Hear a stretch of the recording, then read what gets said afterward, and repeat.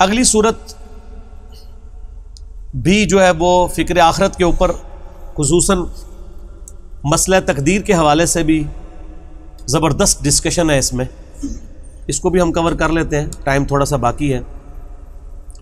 واللیل اذا یغشا، سورۃ اللیل، قسم ہے رات کی جب وہ ہر چیز کو ڈھانپ لیتی ہے۔ والنہار اذا تجلی، اور قسم ہے دن کی جب وہ خوب چمک اٹھے۔ رات ہر چیز کو ڈھانپ لیتی ہے، اندھیرا چھا جاتا ہے، اور صبح کا وقت ہر چیز کو روشن کر دیتا ہے، یعنی یہ ایک جوڑا ہے دن اور رات۔ وما خلق الذکر والانثی، اور قسم ہے جس نے پیدا کیا نر کو اور مادہ کو۔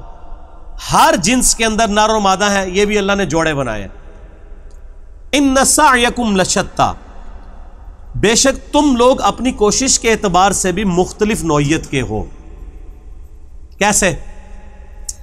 دن اور رات جوڑا، لیکن یہ دونوں مل کے ایک مشترکہ مقصد کی تکمیل کرتے ہیں۔ کیا مقصد؟ قرآن حکیم میں ہے کہ دن ہم نے ذریعہ بنایا کہ تم معاش تلاش کرو، اور رات کو آرام کا ذریعہ۔ نر اور مادہ مل کے بھی ایک مشترکہ کاز کے لیے کام کرتے ہیں۔ انسانیت یا باقی حیوانات اور جانداروں کی افزائش کا ذریعہ، ریپروڈکشن کا ذریعہ اللہ نے نر اور مادہ کو بنایا، دونوں مل کے ایک کام کو انجام دیتے ہیں۔ اس طرح کی مثالوں سے اللہ تعالیٰ نے انسانوں کی کوششوں کا بھی ذکر کیا ہے کہ اللہ نے دوزخ بھی بنائی ہے، اللہ نے جنت بھی بنائی ہے۔ تو انسانوں میں بھی دو کیٹیگریز ہیں، ایک وہ ہیں جو اپنی کوشش کر کے جنت حاصل کریں گے، اور دوسرے وہ ہیں جو خود برے اعمال کر کے نعوذ باللہ دوزخ کمائیں گے۔ جس طرح باقی چیزوں میں جوڑے ہیں، جنت اور دوزخ بھی جوڑا ہے، تو پھر صرف جنت اور دوزخ جوڑا نہیں ہے، جنتی اور دوزخی بھی جوڑا ہے، لیکن 180 ڈگری کا فرق ہے۔ بے شک تمہاری کوشش الگ الگ ہے۔ اب یہ جو آیات آ رہی میرے بھائیوں، اہم ترین آیات ہیں قرآن پاک کی۔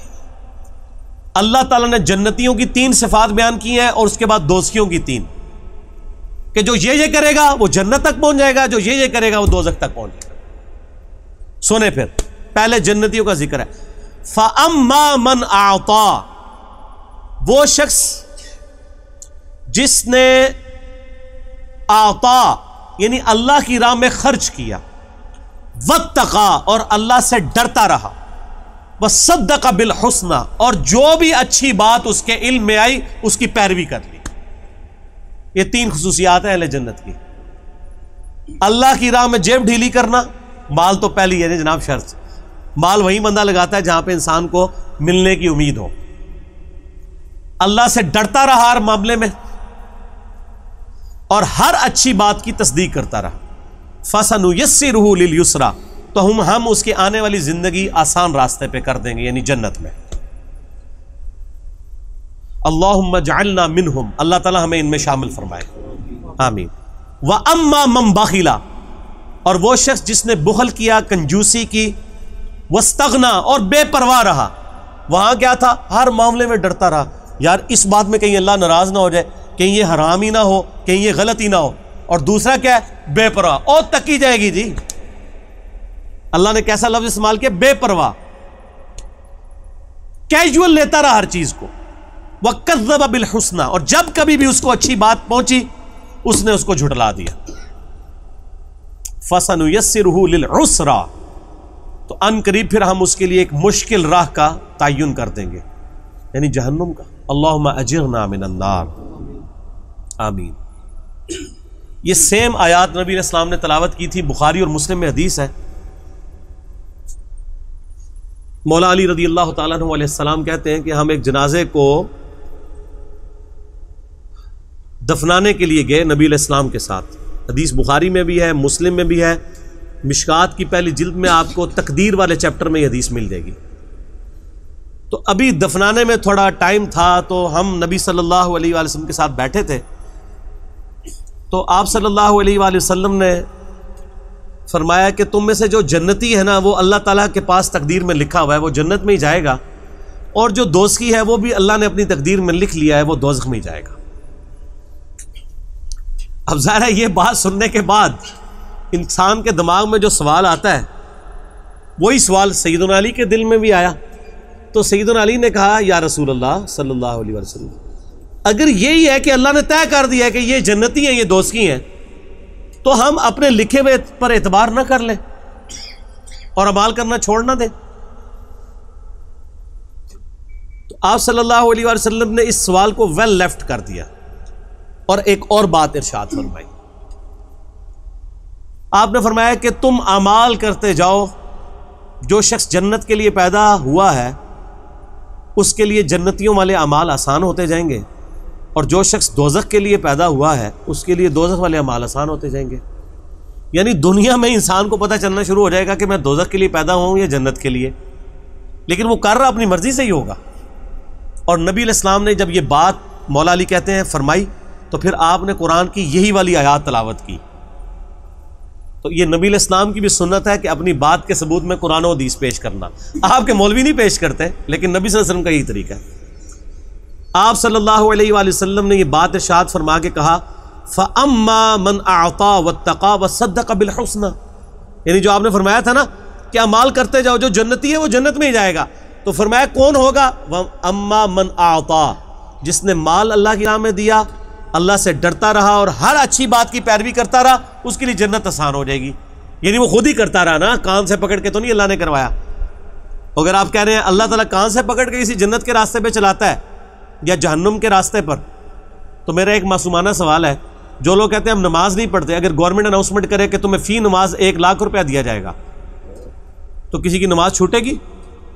دنیا کے سارے شیاطین مل کے دنیا کے سب سے بڑے بے نمازی کی بھی نماز نہیں چھڑوا سکتے اگر 1,00,000 روپیہ ایک نماز کے پیچھے مل رہا ہو.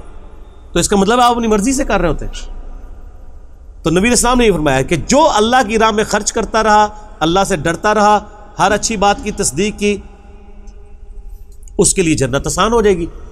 پھر آپ فرمایا وَأَمَّا مَنْ بَخِلَ وَاسْتَغْنَى وَكَذَّبَ بِالْحُسْنَى فَسَنُيَسِّرُهُ لِلْعُسْرَى, اور جو کنجوسی کرتا رہا, ہر بات میں بے پرواہ رہا, اسے کوئی فکر نہیں تھی کہ آخرت میں نے اللہ کو منہ دکھانا ہے, اور ہر اچھی بات اگر پہنچی بھی تو اسے جھٹلا دیا, تو وہ دوزخ کے لیے. تو بتانا یہ مقصود تھا کہ جنت اور دوزخ تم خود کماتے ہو. اگر کسی نالائق اسٹوڈنٹ کو teacher at the end of the day پیپروں سے ایک دن پہلے بلا کے کہے کہ بچہ تو فیل ہو جائے گا, اور وہ فیل بھی ہو جائے, تو وہ یہ کہے گا کہ چونکہ میرے استاد نے فرمایا تھا اس لیے میں فیل ہو گیا. استاد نے تو ایکسپرٹ اوپینین دیا تھا کہ تیرے کرتوت ہی ایسے کیے تو نے خود ہے. اللہ تعالیٰ نے بھی انسانوں نے جو کرتوت اپنی مرضی سے کرنے تھے, یہ تو اللہ کا علم ہے. اور دوسرا, اس علم کی ٹینشن ہمیں تب لینے کی ضرورت ہے جب ہمیں اس علم کی کھوج مل جائے. کوئی آپ میں سے ڈسکور کر سکتا ہے کہ میرے یا آپ کے بارے میں کیا لکھا ہوا ہے لوح محفوظ میں؟ تو اس لکھے ہوئے کو اللہ کے علم کے ساتھ خاص رہنے دیں. ہاں دنیا میں پتہ چل جاتا ہے کہ کون بندہ جنت کے لیے پیدا ہوا اور کون دوزخ کے لیے, وہ اس کے کرتوت بتا رہے ہوتے ہیں, کتنا وہ خدا کو سیریس لے رہے ہیں, تو اس کے جنتی اعمال آسان. اور اس لیے آپ دیکھیں جو لوگ نیک اعمال پہ چلتے ہیں نا, وہ نیکی کا ہر راستہ اختیار کرنے کی کوشش کرتے ہیں. جب انہیں پتہ چلتا ہے اچھا یہ بھی پڑھنا چاہیے, اچھا ادھر یہ کرنا چاہیے, مجھے نہیں پتا تھا, وہ بھی شروع کر دیتے ہیں. اور بالکل اس کے برعکس دیکھیں جو لوگ برائی کے راستے پہ ہیں نا, اگر شراب پیتے ہیں تو ان کو آہستہ ہیروئن کے نشے کا بھی پتہ چل جاتا ہے, ان کو آہستہ آہستہ زنا کے بارے میں بھی انٹروڈکشن ہو جاتا ہے, اور وہ ہر برائی میں انوالو ہوتے چلے جاتے ہیں. یہ وہی چیز ہے کہ جو تقوی اختیار کرتا ہے, ہر اچھی بات کی تصدیق کرتا ہے, اللہ کی راہ میں خرچ کرتا ہے, اس کے لیے جنت آسان ہو جائے گی.